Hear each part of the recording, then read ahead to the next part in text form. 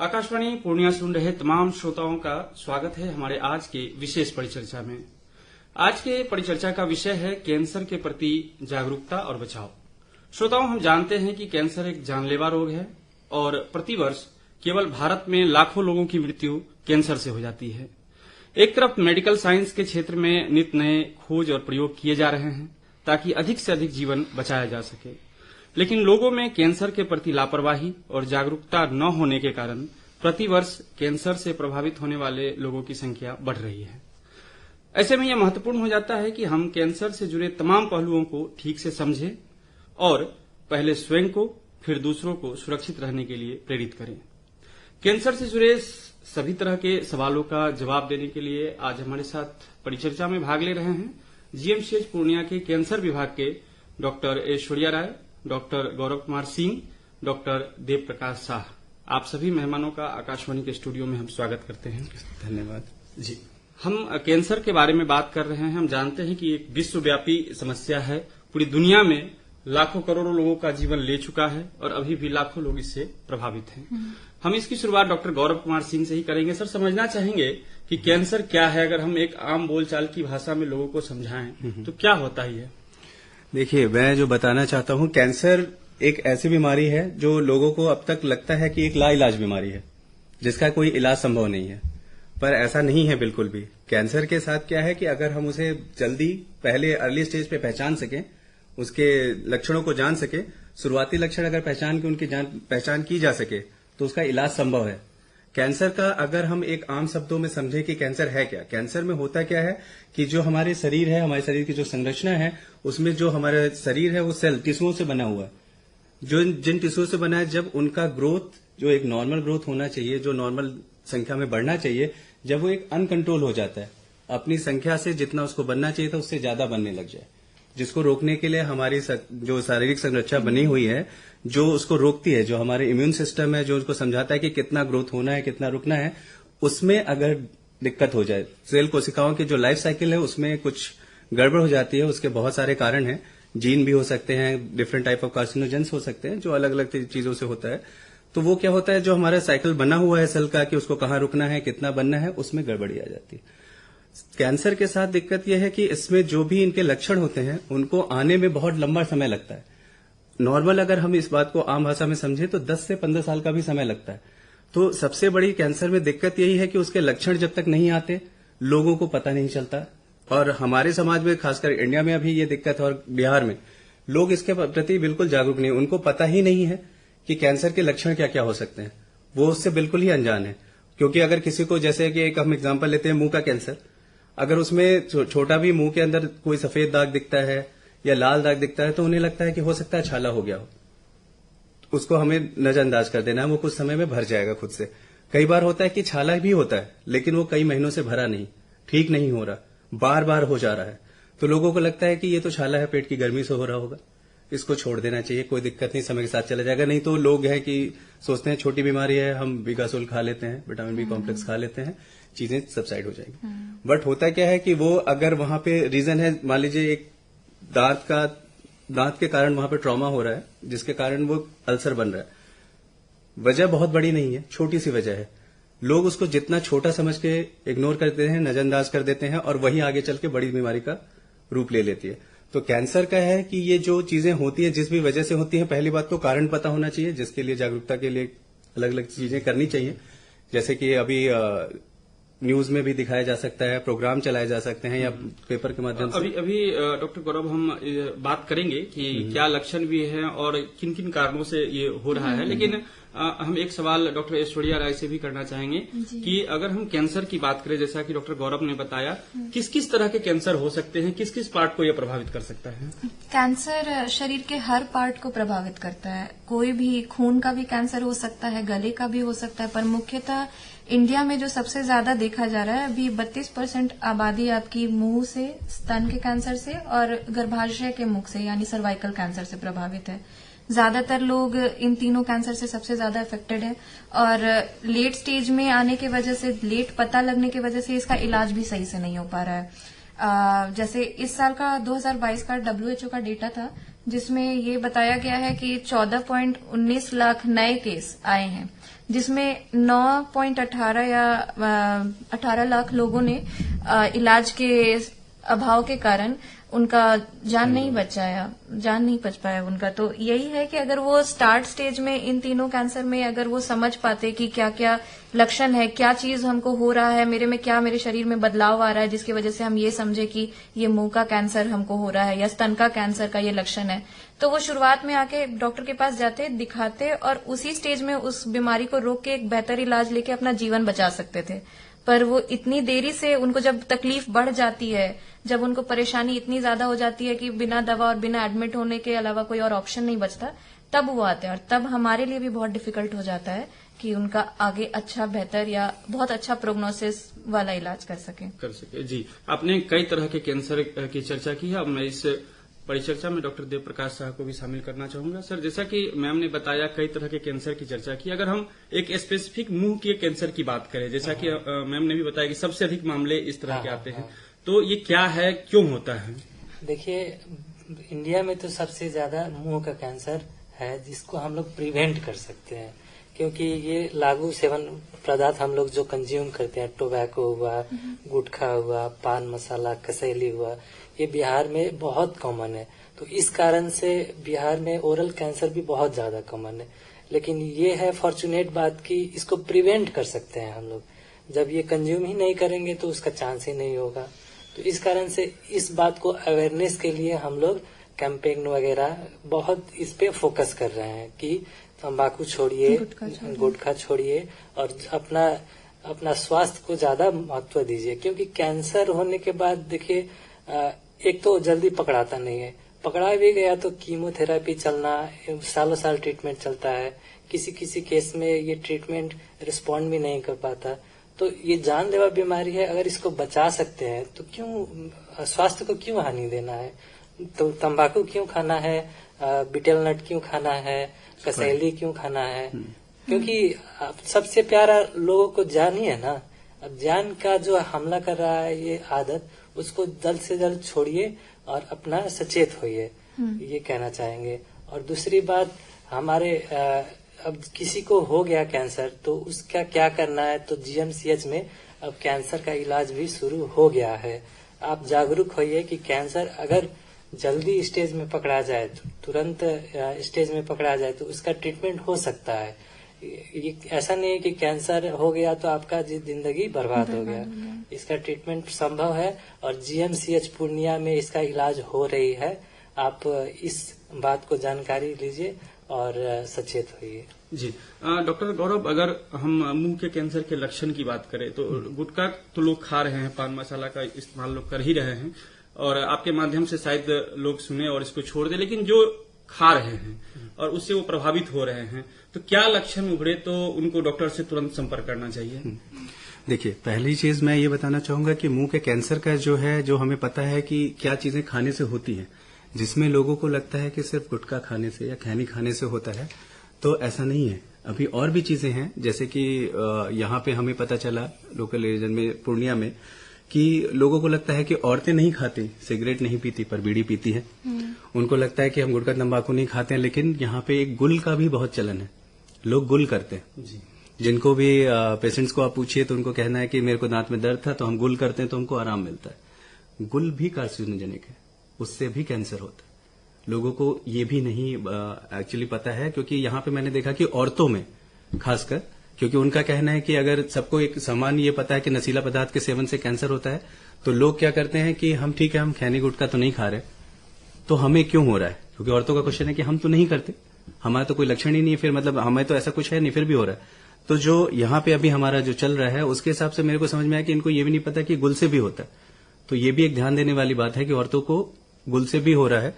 और दूसरा है कि अगर मुंह के कैंसर के लक्षणों की बात करें तो देखिए, इसमें बहुत सारी चीजें हैं, बहुत तरह के लक्षण दिखते हैं, जिसको लोग सामान्यतः समझ के कि वो छोटा छाला है या हल्का सफेद दाग है, नजरअंदाज कर देते हैं। जैसे कि मुंह में कोई सफेद दाग है, जो कि आप उसको अगर लेके छूते हैं या खुरसते भी है, वो हटता नहीं है, तो वो हुआ। या लाल दाग है जो काफी लंबे समय से है। कोई भी चीज जो कि एक छोटे समय के लिए या ये तुरंत रातों रात हो गई कि रात में नहीं था, सुबह उठे तो एक छाला हो गया, वो कैंसर के लक्षण नहीं हो सकते।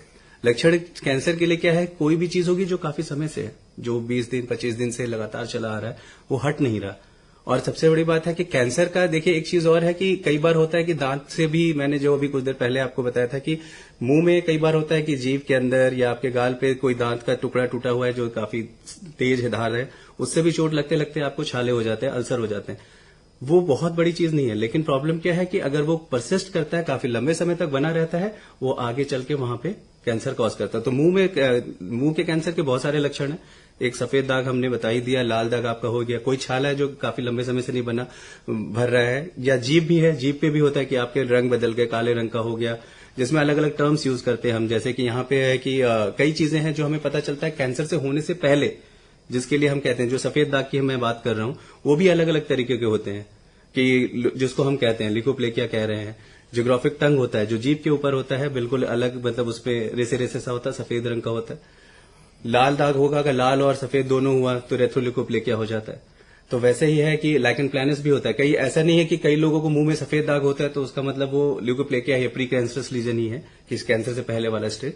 कई बार एक होता है डिजीज जिसको हम कहते हैं लाइकन प्लैनस, वो भी होता है, वो भी सफेद दाग होते हैं, उसका थोड़ा पैटर्न अलग होता है, मकड़ी के जाले की तरह थोड़ा दिखता है अलग सा, पर वो होता है स्ट्रेस के कारण। तो ऐसा नहीं है कि, पर वो कैंसरस नहीं है। तो ये भी हमें समझना है कि कई लोग इस चक्कर में कि हो सकता है ये कैंसरस नहीं है, जो एक्चुअल में कैंसरस था, मिस डायग्नोसिस में वो भी छूट जाता है। तो हमें ध्यान रखना है कि ये सब लक्षण अगर किसी को दिख रहे हैं कि जीभ पे, गाल पे कोई मांस का टुकड़ा बढ़ गया है, कोई छाला हो गया है। अब एक और चीज होता है, गुटखा तंबाकू सेवन से क्या होता है, हमारे मुंह भी खुलना कम हो जाता है, काफी कम हो जाता है। मुंह में आपको कुछ मसालेदार खाते हैं तो आपको तीखा लगना शुरू हो जाता है, मुंह कम खुलता है। तो ये सारे लक्षण हैं कि आपको कैंसर से पहले वाले स्टेज पे आप हैं। आपको ये सब आगे चल करके कैंसर के रूप में बदल सकते हैं। तो सबका अपना, और ऐसे स्टेजेस में लोग जानते सुनना भी नहीं चाहते हैं। ये वो स्टेजेस है जहाँ पे आप कैंसर को प्रॉपरली 100% रिवर्स कर सकते हैं। पर जैसे ये बताए मुंह का कम खुलना, वो OSMF, ओरल सबम्यूकस फाइब्रोसिस होता है। गुटखा खाने वाले प्राय सारे लोगों को होता ही है।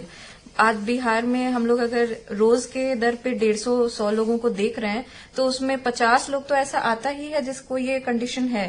पर कुछ लोग हैं उसमें जो अवेयर होते हैं, वो बोलते हैं नहीं मैडम नहीं खाएंगे, नहीं सर नहीं खाएंगे। लेकिन ज्यादातर लोग हाँ हमको है, हमको कोई ये दिक्कत नहीं है। तो ये गुटखा खाने के पहले जो ये हम बता रहे हैं आपको कि ये लीजन है, तो यहाँ पे आप छोड़िएगा। आपको कल हमारे पास इसलिए नहीं आना पड़ेगा कि न कंठ में हमें दिक्कत हो गया, मुंह से कुछ खाया नहीं जा रहा है।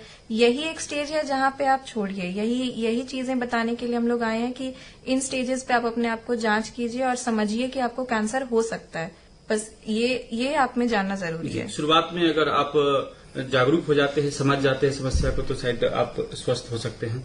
मैम, आपसे ही ये समझना चाहेंगे कि अगर हम महिलाओं में कैंसर की बात करें तो 2 कैंसर का आपने जिक्र किया, एक ब्रेस्ट कैंसर, एक सर्वाइकल कैंसर।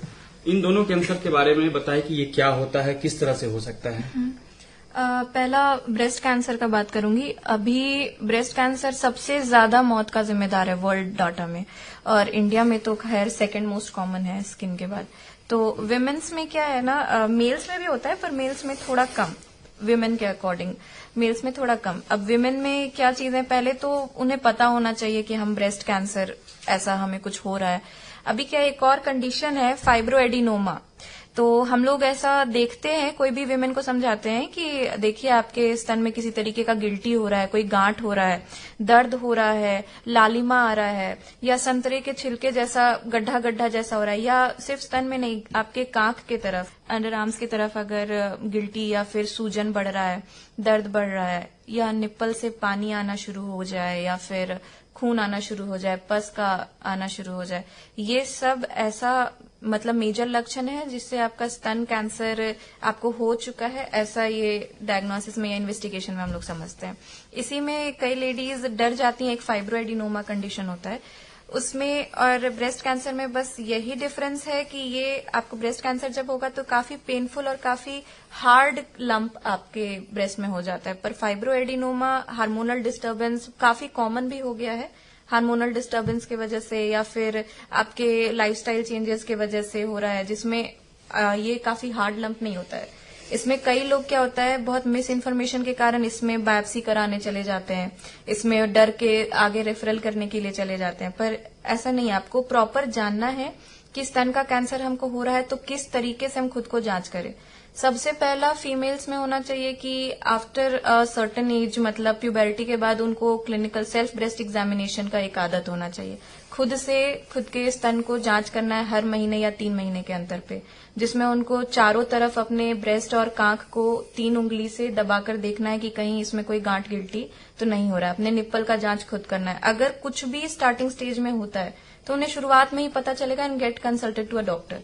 अगर आकार में अंतर आ रहा है, आपके दोनों ब्रेस्ट में आकार में काफी अंतर हो रहा है, तो ये भी आप जाके दिखाइए कि इस तरीके की चीज मेरे साथ हो रही है, क्या ये ब्रेस्ट कैंसर हो सकता है या नहीं हो सकता है। इसके बाद हम लोग इन्वेस्टिगेशन करवाते हैं, उसमें अल्ट्रासाउंड, मैमोग्राफी, 30 के ऊपर मैमोग्राफी, 30 के कम में अल्ट्रासाउंड। उसके बाद उनको बताया जाता है कि हाँ आपका ये कंडीशन है या नहीं है। अगर होता है तो फिर उन्हें आगे की जानकारी दी जाती है कि कहाँ आपको इलाज। अगर शुरुआत में ये सेल्फ ब्रेस्ट एग्जामिनेशन के थ्रू, अपने आप के थ्रू अवेयर होके आ रहे हैं, इतना स्टार्टिंग स्टेज होता है कि हम लोग सर्जरी या कीमो में ही उनको ठीक कर देते हैं। और दूसरा है कि एक है सर्वाइकल कैंसर, जिस अभी काफी चर्चे में है। अभी निर्मला सीतारमन ने बजट में डाला था कि सर्वाइकल वैक्सीनेशन देंगे। क्यों? क्योंकि सर्वाइकल कैंसर एक ऐसा कैंसर है जो 100% क्योरेबल है। तो ये इसलिए हम लोग कोशिश कर रहे हैं, और ये HPV वायरस के थ्रू होता है, ह्यूमन पैपिलोमा वायरस। तो अगर आप सफाई का ख्याल रख रहे हैं, अगर आप हाइजीन मेंटेनेंस में हैं अपना, और सारी चीजों का आप में रूटीन लैब्स वगैरह खुद का करा रहे हैं, अपना जांच करवा रहे हैं, तो जनरली चांस है कि आपको नहीं होगा। हमारा बॉडी का इम्यून सिस्टम भी इसमें काफी कारगर है, वो खुद से कभी कोई इन्फेक्शन स्टैंड आउट नहीं होने देता है। सर्वाइकल कैंसर का कारण ही ये है कि कोई इन्फेक्शन आज आपको हुआ और 10 साल तक वो है आपके शरीर में, आपने उस हिसाब से सफाई का ध्यान नहीं रखा था और जांच नहीं कराया, किसी तरीके की स्क्रीनिंग नहीं कराई, तो आपको पता नहीं चला और वो अंदर ही अंदर डेवलप हो गया। अब सर्वाइकल कैंसर के लिए अभी गवर्नमेंट काफी ज्यादा एक्टिव है, क्योंकि वैक्सीनेशन इसका अवेलेबल हो गया है। और अगर वैक्सीनेटेड हो जाते हैं अभी के फीमेल्स, यंग जनरेशन, तो कल हो के जो हमारे डेटा में सर्वाइकल कैंसर की वजह से डेथ है वो बहुत डिक्लाइन हो जाएगा। तो सर्वाइकल कैंसर में आपको जांच में सबसे पहले होता है कि सबसे पहले आप स्क्रीनिंग कराइए। कोई भी फीमेल आती है तो बोलते हैं हमको कोई दिक्कत नहीं है, ये इम्पोर्टेंट है। स्क्रीनिंग मतलब कि आपको कोई दिक्कत नहीं है, आप स्वस्थ हैं, हम आपको देख रहे हैं, आपके अनुसार आप स्वस्थ हैं, पर हम आपको देखेंगे कि आपको कोई शुरुआती लक्षण है या नहीं है। अगर स्क्रीनिंग में हमको कुछ भी आपका मिलता है कि कोई ऐसा लक्षण दिख रहा है, तो हम उसी पॉइंट पे आपको सचेत करेंगे और आपको आगे ट्रीट करेंगे कि आप उस कंडीशन में नहीं पहुंचे जहां आपको सर्जरी और पटना, बॉम्बे भेजना पड़े। दूसरा है कि क्या क्या लक्षण सर्वाइकल में देखेंगे। सर्वाइकल में सबसे पहला लक्षण होता है कि आपको पेड़ू या निचले पेट की तरफ दर्द होता है, काफी तेज दर्द रहेगा, काफी लंबे अरसे से रहेगा, आपकी माहवारी बंद हो चुकी है, 50 के ऊपर माहवारी बंद हो जाती है, उसके बाद आपको अचानक से खून आना शुरू हो गया है, या फिर काफी तेज पानी जैसा बहाव हो रहा है, पानी धात गिर रहा है, या फिर बहुत फोल स्मेल ऐसा हो रहा है, या फिर पति के साथ संबंध बनाते वक्त काफी पेन या फिर काफी खून आना, ये सारा सिम्टम सर्वाइकल कैंसर का है। अगर ये सारे सिम्टम्स में कुछ भी आपको हो रहा है तो आपको तुरंत अपने आप को टेस्ट कराने के लिए या स्क्रीनिंग के लिए एटलीस्ट जाइए।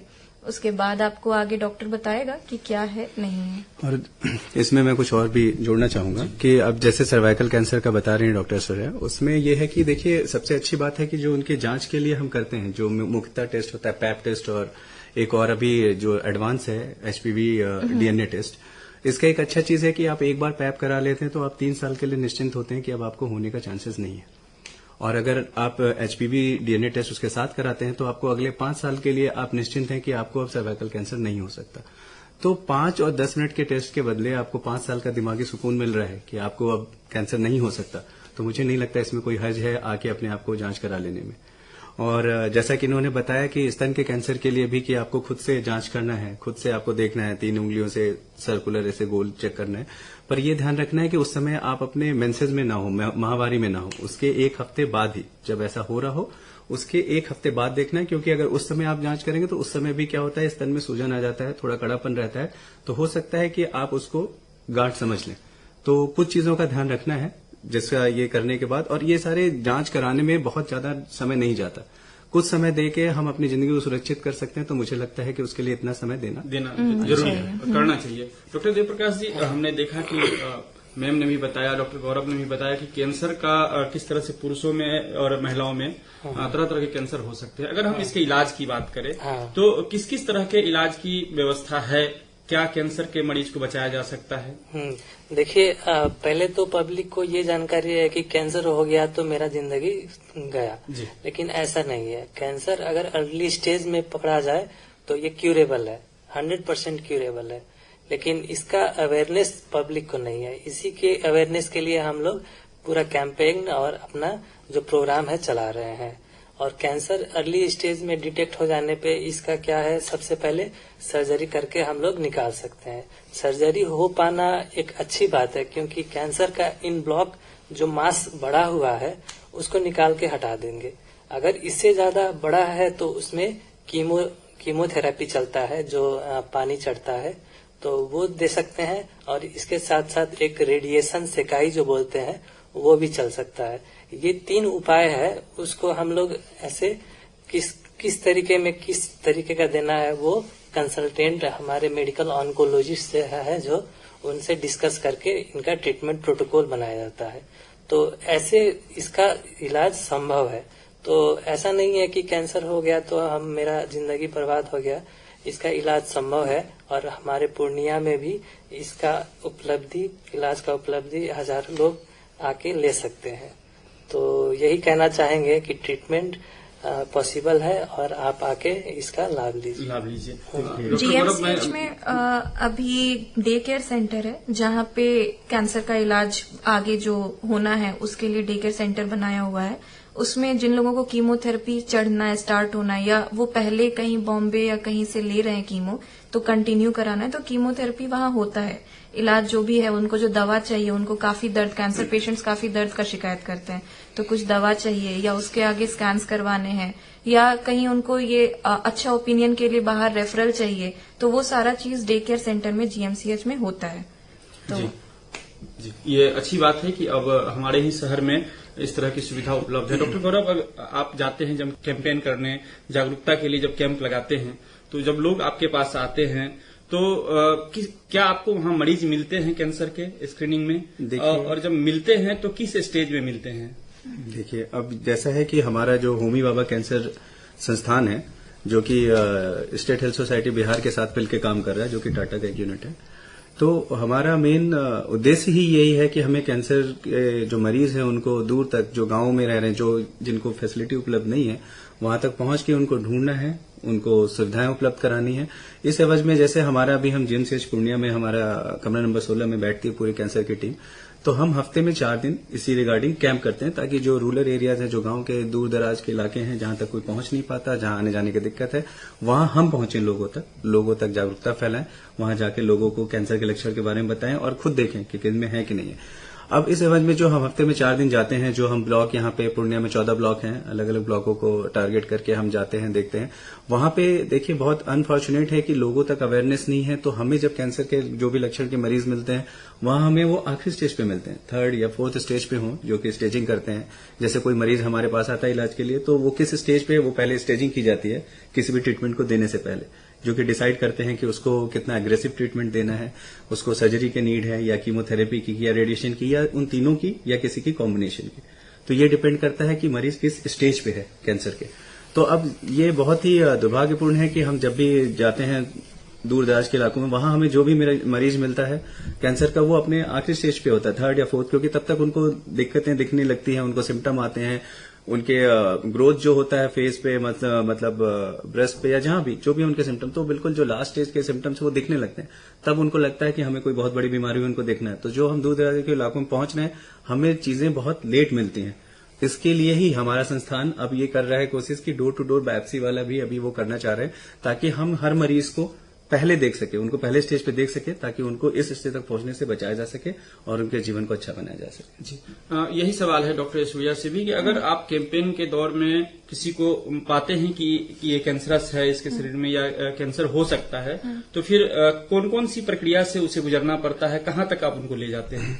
अगर जैसे हम कैंप में कहीं दूर दराज इलाके में गए और वहां हमें कोई ऐसा मरीज मिल रहा है जिसको हमें लग रहा है कि वो कैंसर है, तो सबसे पहले हम उसे उस पॉइंट पे समझाते हैं कि आपको ये चीज छोड़नी है। अगर वो मुंह का जैसे कैंसर है, हमें लग रहा है कि उसको कोई ऐसा प्री कैंसरस लीजन है, तो हम उसको वहीं काउंसलिंग करते हैं कि आप पहले अपनी आदत, अगर गुटखा, तंबाकू, बीड़ी, गुल कुछ भी करते हैं तो उस चीज को ठीक कीजिए। उसके अलावा दवाई भी वहां जो ANM या CHO उपलब्ध रहते हैं, वहां सरकार के द्वारा कई तरह की मल्टीविटामिन जो भी अवेलेबल होता है वो उनको बोलते हैं कि आप ये खाइए तब तक, या दर्द के लिए अगर कोई दवा है तो वो लीजिए।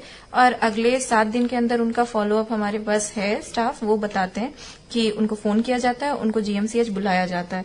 उसके बाद वहां मुफ्त में उनकी स्क्रीनिंग के बाद जो अगर सर्वाइकल या ब्रेस्ट की है तो पैप स्मीयर उनका मुफ्त में होता है कि अगर उनको हम, क्योंकि कैंप में कई बार क्या होता है पेशेंट्स उतने कंफर्टेबल नहीं होते हैं, फीमेल्स खास करके, तो उन्हें OPD बुलाते हैं और वहां उनके कंफर्टेबिलिटी के हिसाब से उनका जांच करते हैं। आगे अगर मुंह का कैंसर हमें लग रहा है, कुछ दिन हम उनको देखते हैं, 1 से 15 दिन से लेके 1 महीने का वक्त लेते हैं। अगर वो दवा से हमें लगता है कि वो ठीक हो जाएगा, पेशेंट को ऐसा लग रहा है कि नहीं उसका सिम्टम्स या उसकी परेशानी कम हो रही है, तो ठीक है, फिर हम उसे कंटिन्यू करते हैं और पेशेंट को रेगुलर फॉलोअप जब तक वो ठीक नहीं हो जाता है तब तक उसको हम अपने एंड से रखते हैं। अगर वो कुछ भी सुधार नहीं लग रहा है तो फिर उसकी बायोप्सी होती है, वहां पे बायोप्सी भी हम मुफ्त ही करते हैं। और बायोप्सी के बाद जांच में हमें पता चलता है कि हाँ इसे कैंसर है या नहीं है। इसके आगे पेशेंट को हम लोग एनालाइज करते हैं डॉक्टर देव, डॉक्टर गौरव के साथ कि ये क्या स्टेज में है, क्या ये क्यूरेटिव इंटेंट में है। मतलब क्यूरेटिव कहने का अर्थ आता है कि उसका इलाज संभव है और यहाँ से इसके आगे सर्जरी या कीमो या रेडिएशन के द्वारा वो पूरी तरीके से ठीक हो सकता है, वापस नॉर्मल जिंदगी में आ सकता है। अगर क्यूरेटिव है तो फिर आगे उसको डॉक्टर देव या फिर मुजफ्फरपुर सर्जरी के लिए भेजा जाता है, होमी भाभा कैंसर संस्थान में। उसके आगे कीमो यहीं पूर्णिया में कीमो मिलता है। और अगर पैलिएटिव है, वो काफी बूढ़े हैं, उनका घाव काफी बढ़ चुका है, उनका शरीर सर्जरी सह नहीं सकता है, या फिर उनका लीजन अब स्टेजिंग के आगे है, या कोई भी ऐसा चीज है जो अब उनका सर्जरी संभव नहीं है, तो फिर एटलीस्ट उनका जितना जिंदगी बचा हुआ है उतनी जिंदगी वो कैंसर के दर्द से ना परेशान हो, उतना हम लोग उनके लिए सारा व्यवस्था करते हैं। उनको दवाई देना, उनको 15-15 दिन पे फॉलोअप करना, अगर उनके घाव में कीड़े आ रहे हैं, उनको इतनी परेशानी हो रही है तो 15-15 दिन में ड्रेसिंग करना, ये सारा चीज पूर्णिया में हम लोग उनके लिए करते हैं। अगर मैं यही कहूंगा कि अगर इसको आसान शब्दों में समझें तो पेशेंट एक बार वहां डायग्नोस होने के बाद या जिसको लक्षण दिखता है उनको हम सदर बुलाते हैं, उनकी जो भी जांच की जरूरत है वो जांच करवाते हैं जो भी यहाँ पे हो सके, और जिससे उनका जानकारी मिल सके कि एक्चुअल उनको क्या कैंसर है।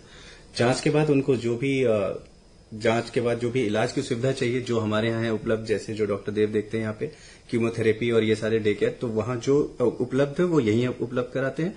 और अगर नहीं है तो हायर सेंटर्स में जैसे मुजफ्फरपुर हुआ या फिर IGMS हुआ, वहां पे हम रेफर देते। तो बेसिकली वहां से आने के बाद यहाँ उनका जांच कराना, जांच करा के उनको जो सुविधा यहाँ पे जो इलाज मिल सकता है वो देना, नहीं मिल सकता तो कहाँ इलाज मिलेगा वहां तक पहुंचाना। ये 3 चरणों से गुजरना पड़ता है। जितने तहत तक हमसे हो सकता है, जैसे यहाँ से अगर कोई बिना किसी चैनल के साथ जा रहा है तो वहाँ उस पेशेंट को न्यू में समय का अभाव, फिर वो वहां गया, वो जांच कराएगा, फिर उसको डेट मिलेगा, सर्जरी या कीमो डिसाइड होगा, तो आधा तो यहीं हो जाता है। हम लोग यहीं पे कैंपस में मुफ्त खून का जांच, मुफ्त वायरल मार्कर, जितने इन्वेस्टिगेशन है, FNAC, पैप, सब मुफ्त ही होता है। तो यहीं से हम लोग वो सारे इन्वेस्टिगेशंस और केस बता करके भेजते हैं ताकि पेशेंट को वहां जाके टाइम ना खर्च करना पड़े। टाइम का, मैन पावर का, सबका डिक्रीज है जी। समय भी हमारे पास ज्यादा नहीं है, लेकिन एक आंकड़ा है जिसपे हम आप तीनों की टिप्पणी चाहेंगे। जैसे 2022 का एक आंकड़ा है ICMR का कि देश में, भारत में लगभग 14.5 लाख केस डिटेक्ट हुए थे और डेथ की बात करें तो 8.8 लाख का डेथ था। ये ICMR का डाटा है भारत के लिए। तो मैं आप लोगों की टिप्पणी चाहूंगा बारी बारी से कि एक तरफ तो हम देख रहे हैं कि मेडिकल साइंस लगातार बहुत काम कर रही है, बहुत प्रगति कर रही है इस तरफ कि लोगों का जान बचाया जा सके। दूसरी तरफ हम आंकड़े भी देखते हैं उसी रफ्तार से बढ़ती जा रही है। कहाँ आप ये समस्या देखते हैं, लोगों को क्या कहना चाहेंगे? देखिए, सबसे पहला बात है कि कैंसर आप अपने दिमाग से निकाल लीजिए, लाइलाज है। लाइलाज इसलिए है क्योंकि आप उसके लिए जागरूक नहीं है। आप अपने लेवल पे अगर जागरूक अब के वक्त में हो जाएंगे तो सरकार बहुत सारी सुविधा दे रहा है। जो गरीब है उनको फंडिंग दे रहा है, जिस तरीके से उनको हेल्प किया जा सकता है चैनल दे रहा है। घर घर, दूर दराज, पूर्णिया जैसे शहर में भी कैंसर का इलाज हो सके तो उसके लिए बिहार सरकार या इंडियन गवर्नमेंट काम कर रहा है। तो सबसे पहले आप खुद अवेयर हों कि हमें कैंसर हो सकता है, स्क्रीनिंग कराएं अपना, इसलिए ताकि आपको पता चले कि जल्दी हो। दूसरा क्या है कि ये सारे वो केसेस हैं जब आपको बहुत लेट पता चलता है और वो सिम्टम्स होने के बाद जाते हैं। तो सिम्टम्स होने के बाद आप बहुत बार क्या होता है, मल्टीपल केसेस में पेशेंट्स 10 जगह जा रहे होते हैं। आप एक थ्रू जाइए, एक डॉक्टर से डायग्नोसिस लेके किसी वेरीफाइड जो सरकारी आपको मिल रहा है उस थ्रू जाइए और उसके बाद समय कम लगेगा और जल्दी से अपना इलाज कराइए। तीसरा मेरे को ये लगता है कि जितना वैक्सीनेशन होता है अभी के टाइम पे, जैसे सर्वाइकल का वैक्सीनेशन आया, तो उसके लिए लोग एक्टिव हो जाएं कि हाँ वैक्सीनेशन ले लें। ओरल कैंसर में अगर टोबैको का यूज बता रहे हैं सर, तो टोबैको के अपने तरफ से खत्म कर दें। तो ये पहले के जितना नहीं रहेगा। सरकार काफी इलाज ला रहा है, इलाज तो तब होगा जब आप खुद से आगे बढ़ के आएंगे। डॉक्टर गौरव, आप क्या कहना चाहेंगे? मैं ये कहना चाहूंगा कि जो अभी डॉक्टर सर कह रही है मैं उनसे बिल्कुल सहमत हूँ। मेन मुद्दा अवेयरनेस का है। जो आप अभी बता रहे हैं आईसीएमआर का डाटा है, जिसमें दिख रहा है कि सरकार तो सब कुछ प्रयास कर रही है, पर वो बढ़ते जा रहा है, मरने वाले लोगों की संख्या भी ज्यादा है। वो वजह है कि सरकार तो कोशिश कर रही है, पर लोगों के बीच जागरूकता नहीं है। लोगों को पता नहीं है कि क्या लक्षण क्या नहीं। ऐसा नहीं है कि कैंसर के मरीज पहले नहीं थे या कैंसर से पहले मौतें नहीं होती थी, पर अब ये है कि अब सरकार इस पे कोशिश कर रही है, लोगों को जागरूक बनाया जा रहा है, तो ये केसेस अब सामने आ रहे हैं। पर दुर्भाग्यपूर्ण ये केसेस हमारे पास तब आ रहे हैं जब वो अपने आखिरी चरण में, उसमें कोई भी उनकी मदद नहीं कर सकता। तो जैसा कि डॉक्टर सर ने बताया कि मेन अवेयरनेस का प्रॉब्लम है कि लोगों के बीच लोग अभी जागरूक नहीं है। अगर कैंसर के साथ यही है कि देखिए अभी कैंसर का तो कोई श्योर एकदम पक्का इलाज तो नहीं है। इलाज तभी है जब उसके शुरुआती चरण में हम पकड़ लें। तो मेन है कि जागरूकता होनी चाहिए, लोगों तक पहुंचना चाहिए, क्योंकि इलाज के लिए चीजें की जा रही हैं, लोगों को पता नहीं है कि क्या लक्षण है जो हमें देखना है और हमें इलाज के लिए जाना है। दूसरा, उनको ये नहीं पता है हमें जाना कहाँ है। तीसरा, उनको ये नहीं पता कि सरकार उनको क्या क्या सुविधाएं उपलब्ध करा रही है। तो मेरा मानना है कि ये सारा जो आ रहा है आंकड़ा, जो दिक्कतें आ रही हैं वो आ रही है अवेयरनेस को लेकर ही, कि लोगों तक अभी तक चीजें पहुंच नहीं है, ना लोगों को अभी पता है। तो अगर एक बार ये चीजें पता चल जाएंगी लोगों को कि क्या लक्षण है, तो हमें जाना चाहिए, कहाँ जाना चाहिए, तो जाके ये इन आंकड़ों में थोड़ी कमी आएगी। जी डॉक्टर देव प्रकाश, क्या संदेश देंगे आप? तो देखिए, जो आंकड़ा बढ़ी है तो उसी को कंट्रोल करने के लिए हम लोग 38 डिस्ट्रिक्ट में कैंपेन करना है स्क्रीनिंग का, ताकि अर्ली स्टेज डिटेक्शन हो और हम लोग ट्रीट भी कर सकते। पेरीफेरी में हम लोगों का डे केयर सेंटर भी अभी तक 6 गो संचालन है। जैसे मुजफ्फरपुर के अलावा हम लोग पूर्णिया में है, भागलपुर में है, गया में है, उसके बाद पटना में है। तो ये 6 गो तो ऑलरेडी संचालन में है, दरभंगा में भी है। तो और इसमें एड करना हम लोगों का योजना है, ठीक है। तो हम लोग पेरीफेरी में इसलिए खोल रहे हैं ताकि एक्सेसिबल हो सके, यहाँ के पब्लिक जा सके वहाँ पे, क्योंकि नहीं जाने के कारण ही बढ़ जाता है और बढ़ने के बाद इसका थोड़ा उतना उपचार उतना संभव नहीं है। तो इस कारण से अर्ली स्टेज डायग्नोसिस के लिए जो हम लोग टारगेट कर रहे हैं स्क्रीनिंग का, तो उसी से ये टोल घटेगा, उसी से ये संख्या घटेगी। तो हमारा मेन मोटो यही है। तो जागरूक होने का, हम जागरूक कर सके। हमारे कार्यक्रम का भी यही उद्देश्य है कि हम आप विशेषज्ञ के माध्यम से जो जानकारी लोगों तक पहुंचाए हैं, लोग इस कार्यक्रम को सुनकर निश्चित रूप से जागरूक होंगे। और आपके अंदर अगर कोई भी ऐसे लक्षण है जो डॉक्टर्स ने बताए हैं, तो आप निश्चित रूप से जीएमसीएच में आएं और जो कैंसर डिपार्टमेंट खोला गया है, जहां विशेषज्ञ डॉक्टर बैठते हैं, आप वहां जांच करवाएं और फिर अगर आवश्यकता हो तो ट्रीटमेंट करवाएं, क्योंकि डॉक्टरों का मानना है कि इसका इलाज हो सकता है और मुफ्त इलाज हो सकता है और पूर्णिया में ही हो सकता है। तो आप निश्चित रूप से आगे बढ़ें और सहयोग करें, अपने जीवन को बचाएं। आप तीनों मेहमान आकाशवाणी के स्टूडियो में आए और इतनी महत्वपूर्ण जानकारी हमारे श्रोताओं के साथ साझा किया, इसके लिए बहुत बहुत धन्यवाद। धन्यवाद।